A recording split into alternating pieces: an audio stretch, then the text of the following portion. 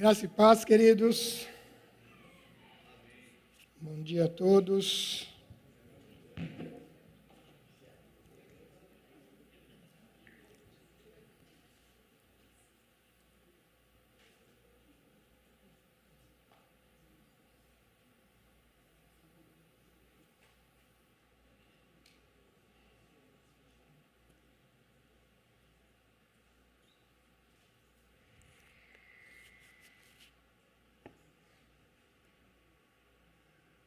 Tá bom?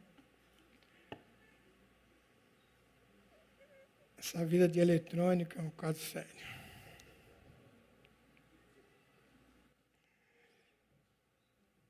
Senhor, dá-nos a tua graça. Senhor, venha falar conosco. Nesses tempos que estamos vivendo, Deus, nós precisamos que a tua palavra venha inundar o nosso coração, a nossa mente, a nossa vida. Que possamos, ó Pai, despertarmos para a tua palavra. Que ela venha ser o que deve ser, luz para os nossos, lâmpada para os nossos pés e luz para o nosso caminho. Dá-nos, Senhor, a tua presença em nós. Fala conosco. Ensina-nos, Senhor, a sermos melhores a cada dia, para que o teu nome seja glorificado através de nós. Fala conosco nesta manhã. É o que eu te peço em nome de Jesus. Amém. Amém. Eu gostaria de ler um texto em Efésios, capítulo 2. Vou ler alguns versículos. Na semana passada nós falamos sobre deixar as coisas que para trás ficam, olhar para o que está diante de nós e prosseguir para o alvo. São 3 decisões que nós devemos tomar na nossa vida, no nosso dia a dia, na nossa caminhada. E nesse ano de 2023, que seja assim na vida de cada um de nós. Que possamos deixar as coisas que para trás ficam. Olhar para o que está diante de nós e prosseguir para o alvo, para o prêmio da soberana vocação em Cristo Jesus. Nós tivemos um culto aqui, onde estávamos Nino, eu, microfone, e Jesus. Foi o culto dos não convidados, né, Nino? Hoje é o culto dos convidados e não convidados. Graças a Deus. Vamos lá. Diz assim o texto de Efésios capítulo 2. Vocês estavam mortos em suas transgressões e pecados, nos quais costumavam viver quando seguiam a presente ordem deste mundo e o príncipe do poder do ar, o espírito que agora está atuando nos que vivem na desobediência. Anteriormente, todos nós também vivíamos entre ele, satisfazendo as vontades da nossa carne, seguindo seus desejos e pensamentos. Como os outros, éramos por natureza merecedores da ira. Todavia, Deus, que é rico em misericórdia, pelo grande amor com que nos amou, deu-nos vida juntamente com Cristo, quando ainda estávamos mortos em transgressões, pela graça vocês são salvos.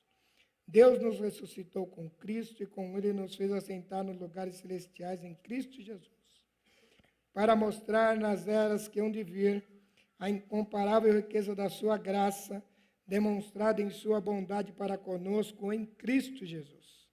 Pois vocês são salvos pela graça, por meio da fé, e isto não vem de vocês, é presente de Deus. Não por obras para que ninguém se glorie, porque somos criação de Deus, realizadas em Cristo Jesus, para fazermos boas obras, a quais Deus preparou de antemão para que nós as praticássemos. Amém? Esse é o texto de Paulo, que está escrevendo à igreja de Éfeso, mas é um texto universal. É um texto para todas as igrejas, de ontem, de hoje e também as igrejas que hão de vir. Esse é um texto que nos fala da nossa salvação e é um texto muito rico. Paulo estava preso, aqui ele era preso pela primeira vez, na carta de Filipenses, que lemos a semana passada. Era a última prisão de Paulo, quando ele dizia que já estava sendo entregue em libação. Aqui não, aqui é a primeira vez que ele foi preso, ele era o réu primário, ele estava iniciando sua carreira de prisioneiro, porque Paulo foi o camarada que teve a maior parte do seu ministério quase na cadeia. E na cadeia ele fez coisas grandiosas, porque quem é preso por causa do Evangelho pode ter o cárcere que for, as grades que forem, os muros que quiserem levantar, a palavra de Deus não pode ser presa, porque ela é livre e ela é poder de Deus para a salvação de todo que crê. Amém? E esta carta de Paulo vem falando com uma igreja que é conhecida nossa.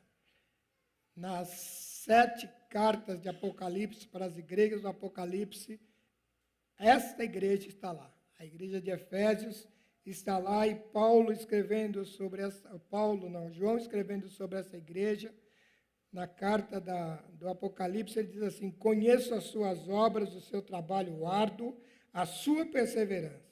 Sei que você não pode tolerar homens maus, que pôs à prova os que dizem ser apóstolos, mas não são, descobriu que eles eram impostores. Você tem preservado e suportado sofrimentos por causa do meu nome, e não tem desfalecido. Era uma igreja boa, não era? Era uma igreja que pregava o evangelho, um evangelho sadio. Era uma igreja que suportava as lutas, suportava os sofrimentos no nome de Deus, e que não tinha desfalecido em meio a tudo isso. Mas a carta termina dizendo o seguinte: contra você, porém, tenho isto: você abandonou o primeiro amor. E é para esta igreja que Paulo está escrevendo. É para essa igreja que Paulo traz a memória. É para essa igreja que Paulo diz: presta atenção aqui. Igreja, presta atenção aqui. Deixa eu lembrar vocês quem vocês foram. Deixa eu lembrar vocês de onde vocês vieram. Deixa eu lembrar vocês quem são vocês. E eu vejo hoje no panorama que nós estamos vivendo, nesse momento em que a igreja está vivendo, nesse momento em que a religião está vivendo, nesse momento em que assistimos, lemos e ouvimos coisas vindas da igreja, do povo dito cristão, da igreja dita evangélica, dos nossos irmãos, coisas que são absurdamente contrárias à palavra de Deus. Eu creio que é tempo de nós fazermos isso. Parar. Presta atenção. Deixa eu dizer para vocês de onde é que nós viemos e como é que foi que nasceu esta igreja. Como é que foi que nasceu este povo, chamado povo de Deus, povo do caminho, povo do evangelho. E Paulo escrevendo, ele diz isso, ele diz: vocês estavam mortos em transgressões e pecados, nas quais nós costumávamos viver, quando seguíamos o presente sistema deste mundo, o príncipe e o poder do ar, mas o Espírito que agora atua nos filhos da desobediência, que antes, todos nós vivíamos, satisfazendo a vontade da nossa carne, seguindo nossos desejos, nossos pensamentos, como os outros. Éramos merecedores da ira de Deus. Essa aqui é a nossa fotografia. É como se Paulo tivesse sentado na escrivania dele ontem. Logicamente que não mais com uma pena e um pergaminho, mas sentado no seu PC, e digitou uma carta para a igreja. e disse isso. Lembrem-se de quem vocês eram. Lembre-se de onde vocês vieram. Lembre-se como é que vocês são. Lembre-se em quem são vocês. Presta atenção. E Paulo escreve isso, porque é muito importante que a gente aprenda isso. É muito importante que a gente alicerce a nossa vida nisso. Porque se não for assim, não adianta vir à igreja, vir aos cultos, levantar a mão, chorar cantando, chorar orando. Se não for do jeito da Bíblia, é bobagem, é religião fria, é religião sem sentido, é religião que não leva a lugar nenhum. Não foi para isso que Deus nos chamou. Deus nos chamou para sermos livres, livres nele, livres sabendo que a cruz é maior do que tudo, livres sabendo que o sangue de Jesus Cristo nos purifica todos os dias e nos leva para os céus, nos lembrando que Jesus é a razão do nosso viver, lembrando-nos que nós, de nós mesmos, nada somos, nada temos e nada podemos. Tudo somos em Cristo Jesus. Fora dele, nada podemos fazer. Isto é o Evangelho de Jesus Cristo. E Paulo está escrevendo a essa igreja, e ele diz que eles são bons de teologia. A teologia deles é maravilhosa, operante. É uma teologia que fazia cair o queixo.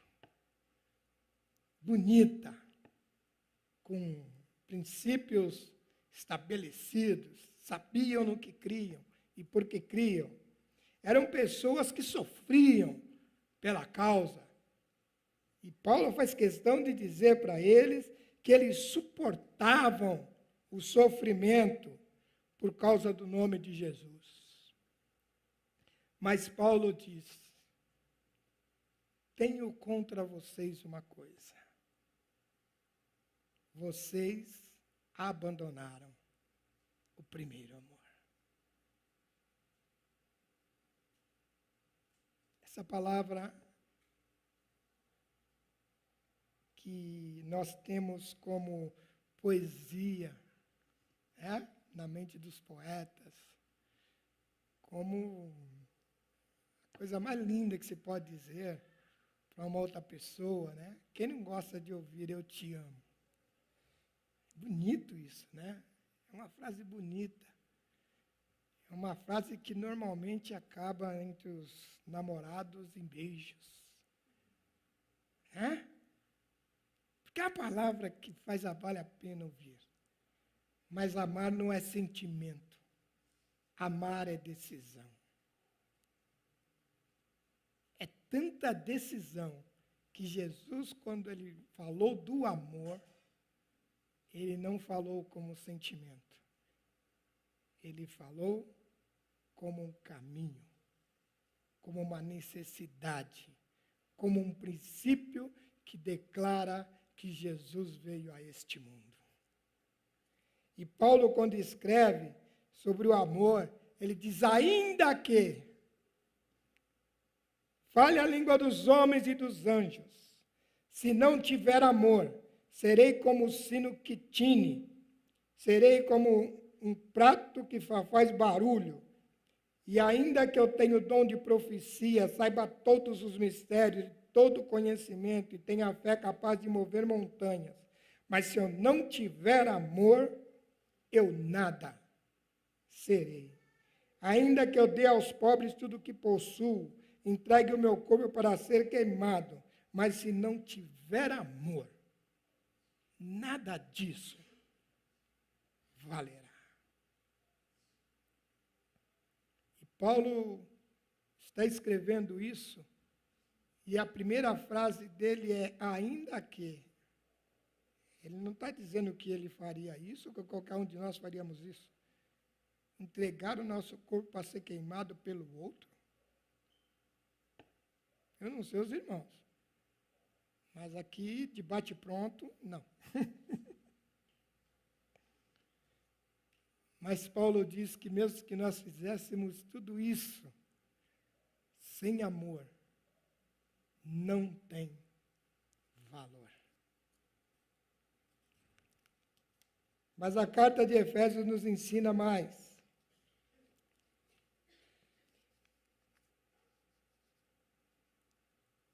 Amor sem crer de uma forma correta também nada vale. Ambos devem caminhar juntos. Porque também amor sem direção não tem lógica. O amor só por sentimento, o amor sem sentido é uma coisa estéril.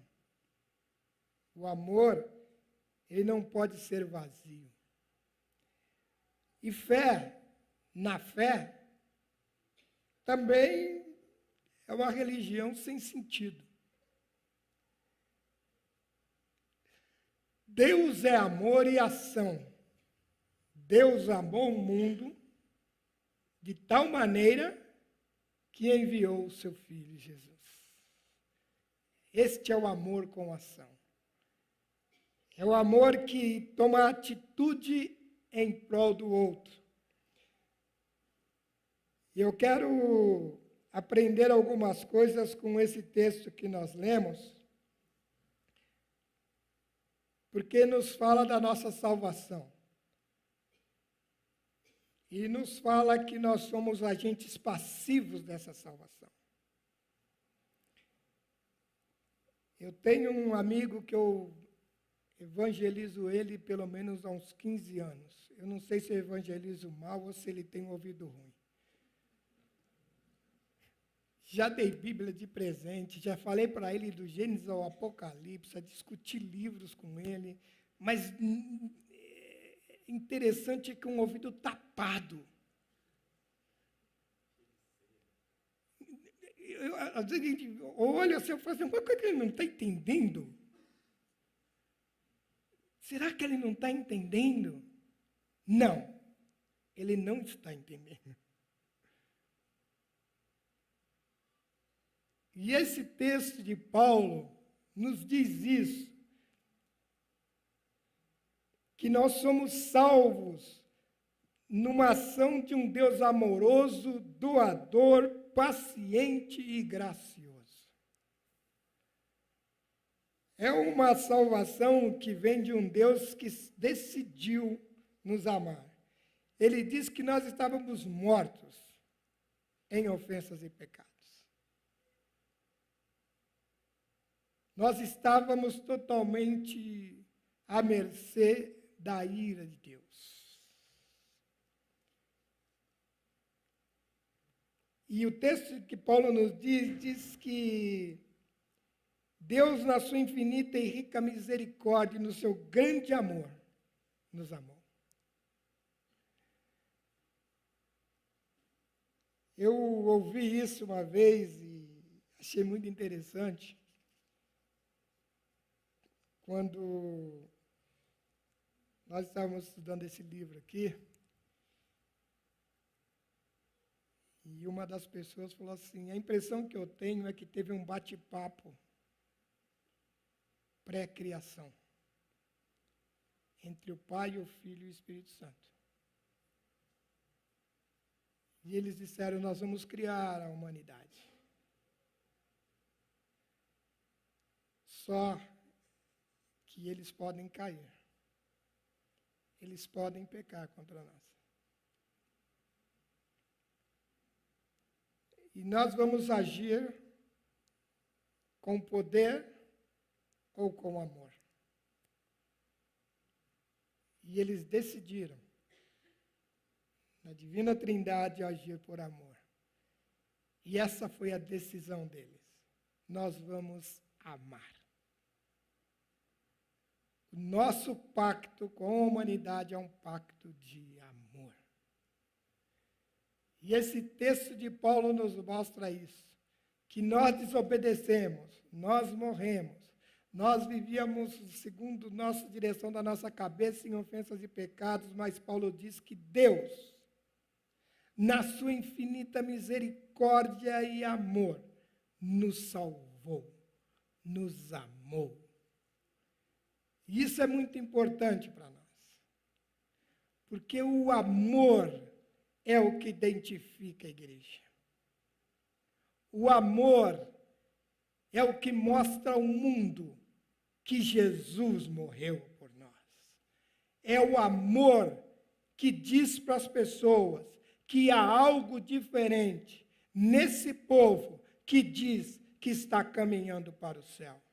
É o amor que faz com que as pessoas sejam atraídas por Jesus e digam: eu também quero isso. Eu também quero este amor.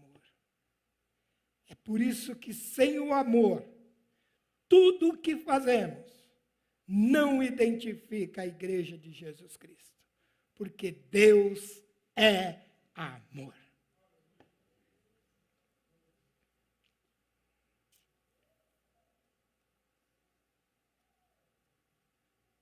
Mas Paulo escreve que muitos continuam nessa mesma vida. Vida de desobediência. Vida que não quer nada com Deus. Mas Deus continua amando, chamando e tendo misericórdia. E hoje nós precisamos entender isso e aprender sobre isso e viver isso, porque nunca na história os olhos das pessoas estiveram voltadas para a igreja de Jesus Cristo como nos últimos tempos. E para tristeza nossa,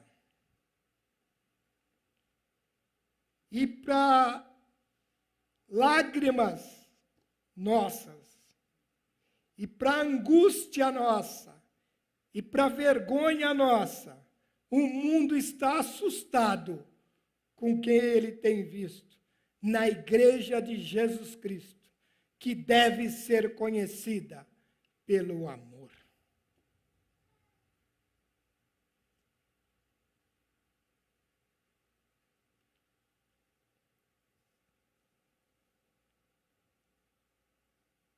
A ação de Deus na cruz do Calvário por nós não mudou a nossa religião, não fez uma reforma na nossa vida, não nos fez uma mudança de religião, não nos vestiu de uma nova filosofia para podermos ler a vida com conceitos diferentes.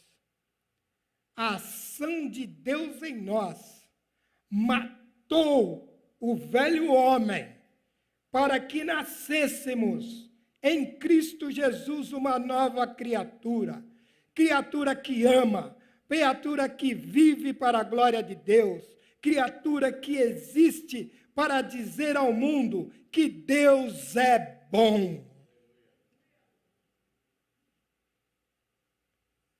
Nós não fomos modificados, nós fomos transformados para a glória de Deus. Eu me lembro quando eu era menino, faz algum tempo, a gente tinha aqui também, né? Um batistério. Então tinha uns cabeça gorda que entrava no tanque batismal, e aí a gente alegre ia cumprimentar as figuras. Oh, Deus te abençoe, agora você é uma nova criatura. O velho homem ficou para trás. Ele falou, mas eu só mergulhei essa mão, mas essa aqui ainda está de pé.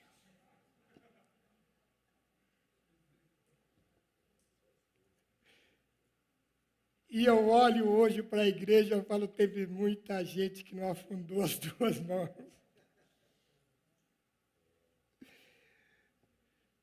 Teve gente que não afundou nem a cabeça, porque A ação de Deus na nossa vida, irmãos, ela foi plena. Ela nos transportou da morte para a vida.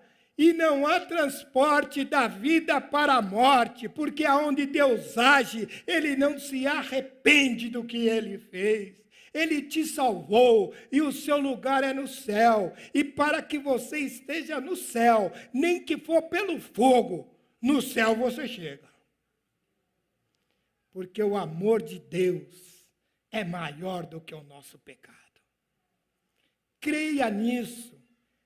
Creia nisso.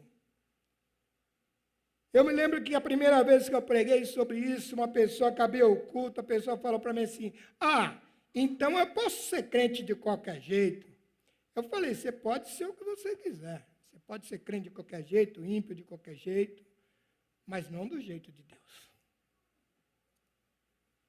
Porque quem é nascido de novo, quem passou da morte para a vida, sabe que a vida com Deus é outra. E quando peca, o seu coração se entristece. Na hora que você peca, coisas que antigamente você fazia não tinha problema nenhum. Você não estava nem aí. Hoje, quando você faz, na hora você faz, não devia ter feito. Alguém já aconteceu isso? Já aconteceu isso com alguém? Então eu quero dizer para você que o Espírito Santo de Deus mora em você. Porque só quem tem a presença do Espírito Santo de Deus na vida tem essa possibilidade de saber que no momento em que ofende a santidade de Deus com o seu pecado, o Espírito Santo diz para você, você pecou. Não precisa de pastor, não precisa de profeta, não precisa de dedo nos seus focinhos, não precisa de dedo na riste. Você sabe que você pecou. E no momento em que o Espírito Santo diz isso para você, você olha para o Calvário e lembre-se que a cruz é maior do que o seu pecado. Peça perdão a Deus e continue a caminhada, porque as coisas vão ficando para trás e adiante de nós há um alvo a ser alcançado.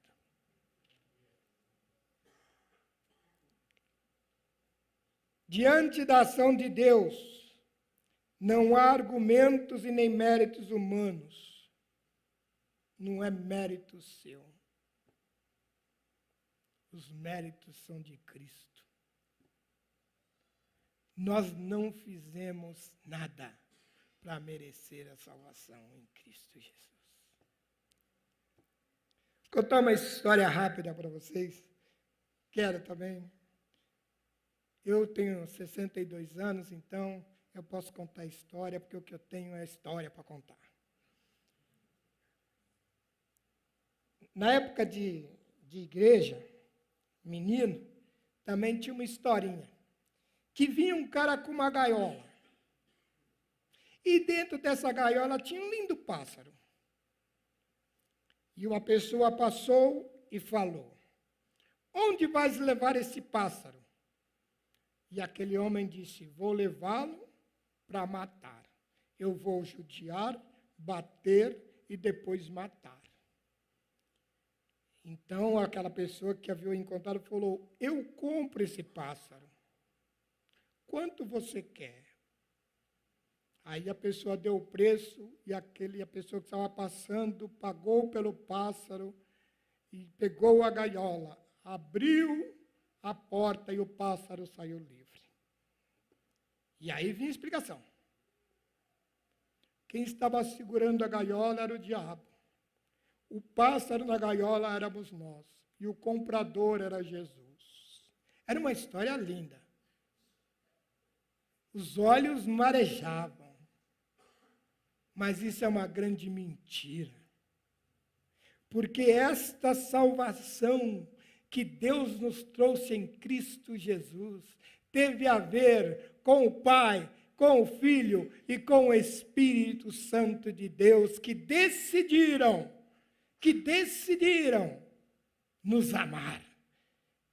E João, quando escreve, No capítulo 3, e versículo 16, ele diz assim, que Deus amou o mundo de tal maneira que enviou o seu Filho Jesus para todo aquele que nele crê, não pereça, mas tenha a vida eterna.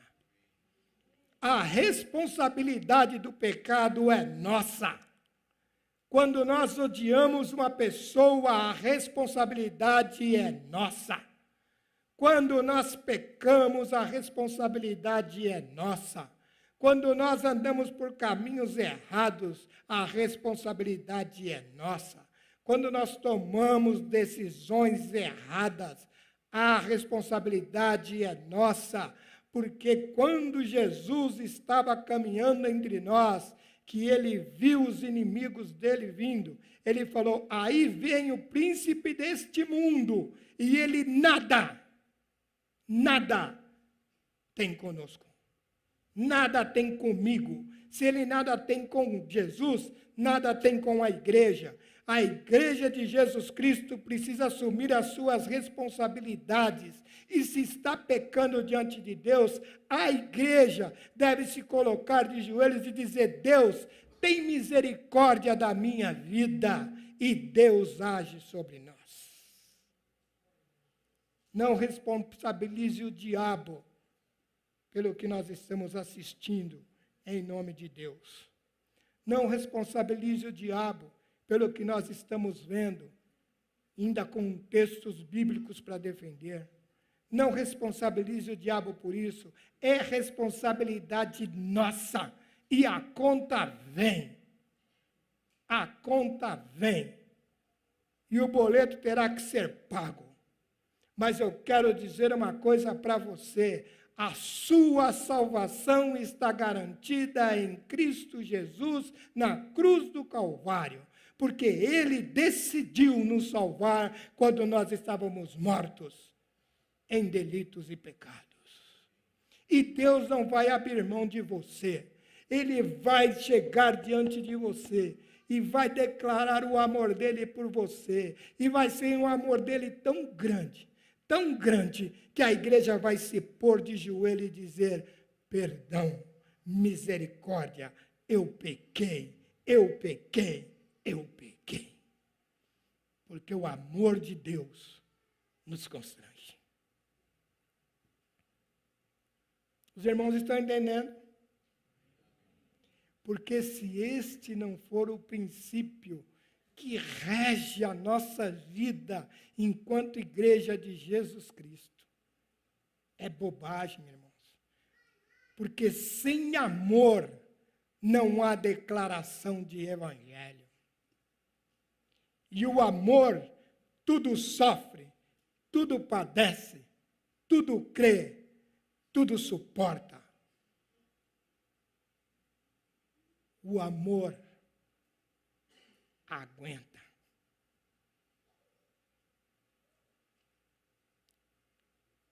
O amor não é egoísta. O amor não é invejoso. O amor não se ufana diante do mal. O amor de Deus nos leva a olhar o nosso inimigo e dizer para ele, Jesus te ama. E eu também. Ah, mas isso não é fácil. Não, não é fácil. É por isso que vem de Deus. Porque Deus nos capacita a isso. Na cruz do Calvário, quando o outro crucificado ao lado de Jesus virou para ele e falou assim, você não é o Filho de Deus?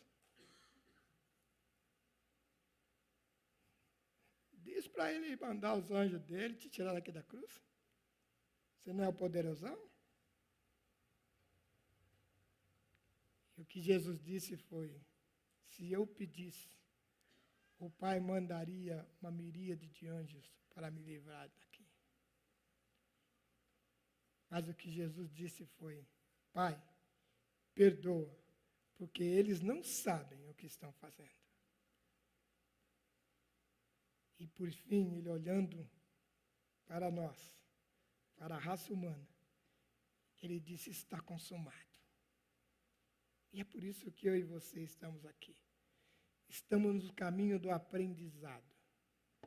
E se você anda com seu coração peludinho, se você anda com seu coração meio fechadinho, se você anda dizendo coisas que você sabe que não são frases que devem sair da boca de crente, se você anda acreditando em umas coisas que vem trazendo ódio no seu coração, se você anda colocando o político à frente da palavra de Deus, se você anda confiado em políticos, se você anda achando que alguma pessoa desse sistema que jaz no maligno vai mudar a sua vida, eu quero dizer para você uma coisa. Para. Em nome de Jesus. Para. Nós estamos guardados, conservados em Cristo Jesus para todos sempre. Se Deus é por nós, ninguém será contra nós.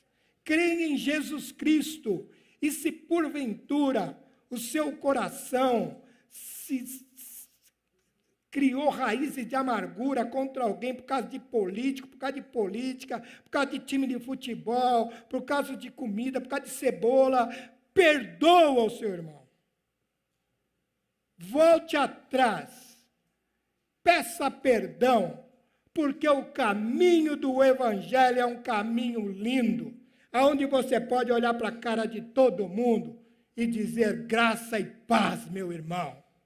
Eu te amo em Cristo Jesus. Nós somos salvos nele, por ele e para ele, e sem ele nós nada podemos fazer. Eu te amo em Cristo, meu irmão. Isto é Evangelho de Jesus Cristo. O resto é balela de religião. Vocês estão entendendo? Espero não estar sendo muito duro. Eu só estou querendo que realmente a gente volte para os trilhos. A gente voltar para os trilhos. Porque o céu é logo aí. O céu é logo ali.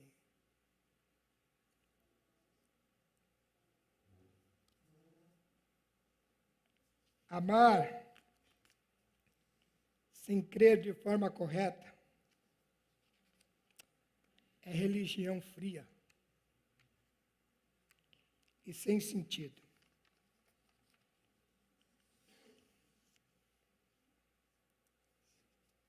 Hoje é dia de ceia. Dia de trazermos à memória este grande amor de Jesus por nós. É dia de olharmos para a cruz e entendermos quem é Jesus na nossa vida. Hoje é dia de trazermos à memória quem somos, quem Jesus é e o que ele fez por nós. É dia de trazermos à memória o perdão de Jesus na cruz por nossa vida e a capacidade que ele nos deu de perdoar também. É dia de sermos agradecidos por tão grande salvação. É dia de olharmos para o nosso próximo e entender que diante de Deus, todos nós somos pecadores, amados por um Deus que decidiu nos amar através de Cristo, por uma decisão unilateral, eterna e graciosa. E a resposta que podemos dar a este amor é amar a Ele sobre todas as coisas e ao nosso próximo como a nós mesmos. Amar, perdoar e aceitar.